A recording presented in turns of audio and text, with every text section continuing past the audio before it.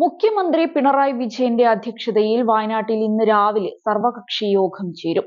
യോഗത്തിൽ വയനാട്ടിൽ ക്യാമ്പ് ചെയ്യുന്ന മന്ത്രിമാർ, ജില്ലയിലെ എംഎൽഎമാർ, ജില്ലാ പഞ്ചായത്ത് പ്രസിഡന്റ്, രാഷ്ട്രീയ പാർട്ടി നേതാക്കൾ എന്നിവർ പങ്കെടുക്കും. ലോക്സഭാ പ്രതിപക്ഷ നേതാവ് രാഹുൽ ഗാന്ധിയും എഐസിസി ജനറൽ സെക്രട്ടറി പ്രിയങ്ക ഗാന്ധിയും ഇന്ന് ജില്ലയിലെത്തും. രാവിലെയോടെ ഇരുവരും കണ്ണൂർ വിമാനത്താവളത്തിലെത്തും. അവിടെ നിന്നും റോഡ് മാർഗമാണ് മേപ്പാടിയിലെത്തുക.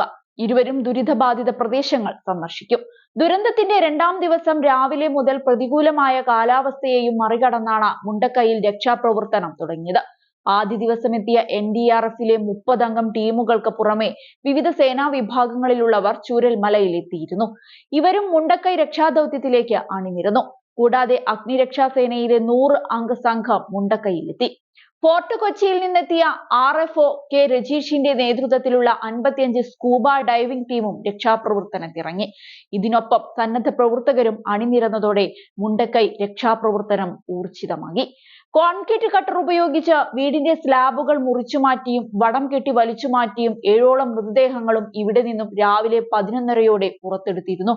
ഇതേസമയം മുണ്ടക്കൈ ടൗണിലും തകർന്ന കെട്ടിടങ്ങൾക്കിടയിലും രക്ഷാപ്രവർത്തനം കാര്യക്ഷമമായി കഴിഞ്ഞ ദിവസം മുന്നേറുന്നുണ്ടായിരുന്നു.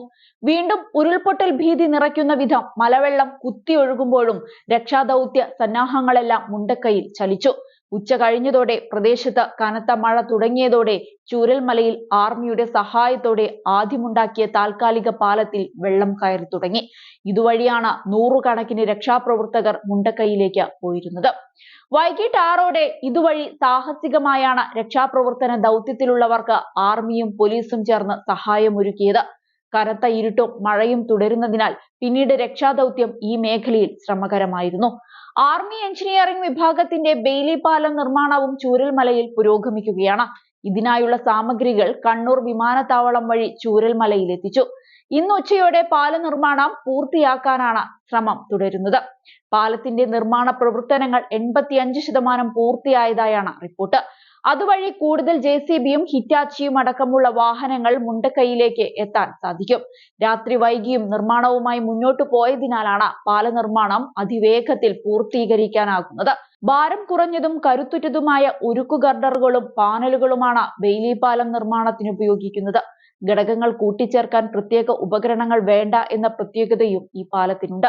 ഇരുകരകളിലും തയ്യാറാക്കുന്ന പ്ലാറ്റ്ഫോമിൽ ബെയിലി പാനലുകൾ കൂട്ടിയോജിപ്പിച്ച് അതിൽ ഉരുക്ക് ഗർഡറുകൾ കുറുകെ നിരത്തിയാണ് നിർമ്മാണം. ഉരുക്കു പാനലുകളെ പരസ്പരം ബന്ധിപ്പിക്കുകയും വാഹനങ്ങൾ കടന്നുപോകാൻ കഴിയും വിധം ട്രാക്ക് തയ്യാറാക്കുകയും ചെയ്യും. അതോടൊപ്പം ഇരുമ്പ് തൂണുകൾ ഉപയോഗിച്ച് പാലം ബലപ്പെടുത്തും. അതിലൂടെ വാഹനങ്ങൾക്ക് പോകാൻ കഴിയും. മുൻകൂട്ടി തയ്യാറാക്കിയ ഘടകങ്ങൾ കൂട്ടിയോജിപ്പിച്ച് എളുപ്പത്തിൽ നിർമ്മിക്കാവുന്നതും എടുത്തുമാറ്റാവുന്നതുമാണിത്.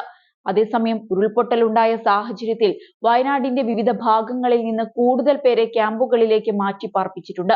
മഴവെള്ളം കയറി ഒറ്റപ്പെടുന്നതിനു പുറമെ ഉരുൾപൊട്ടൽ ഭീഷണി കൂടി കണക്കിലെടുത്താണ് ക്യാമ്പുകൾ തുടങ്ങിയത്.